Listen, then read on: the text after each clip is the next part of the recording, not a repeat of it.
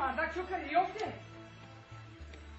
یفته بوزا اگه بیوی او چی خیلی گو کرد تو یفته بوزا خیلی گه کنو با بوزا گو بکنی با خیلی گو بکنی گا بزنی زبان درست گا بزنی ای خدای من گم کردم بوزا گو کنی با کلی من بزنی با خیلی یکی گفتم شوخی کردم کی یکی نه من همین چند روزی در نه عدی نه دست بود بوزا کودگاش ما شوخی میکنم با من چیکار کنم من گناهگارم خدایی خانم بوزا زیاده من دیدم منم خیلی نقشار کرد الان فرصت بده برو بوزا یا بیار بات کنم دیوونه شدن چی شدن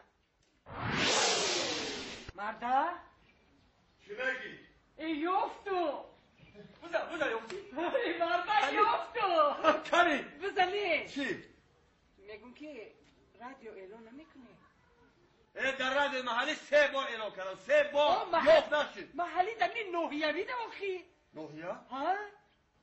میگی نوحیه برو مادر یکی مردک ها؟ خیلی مردک جون یا رادی شوگر تیار olmuş. تیار؟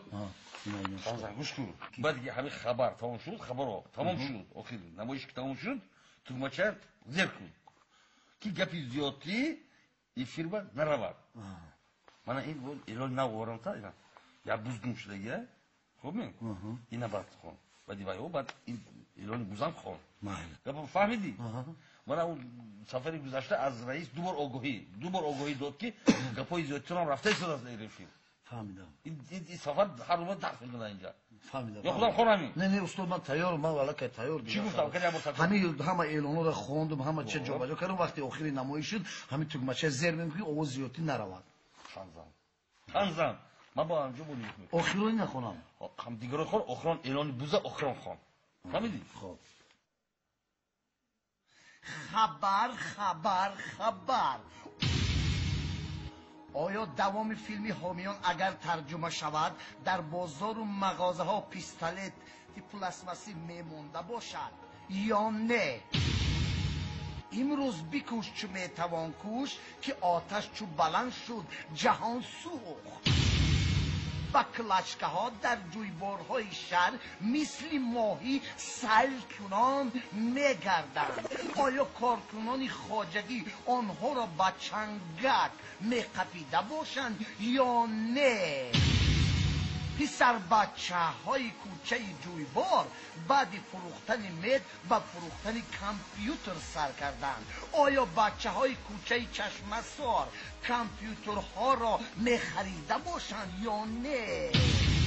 اینک اعلان مطلع هست که دروازه را زنجیر بند و همسایت را دوز نگیر و مقال بزرگ زیر کارد قصاب نرو که صاحبت را میجوید.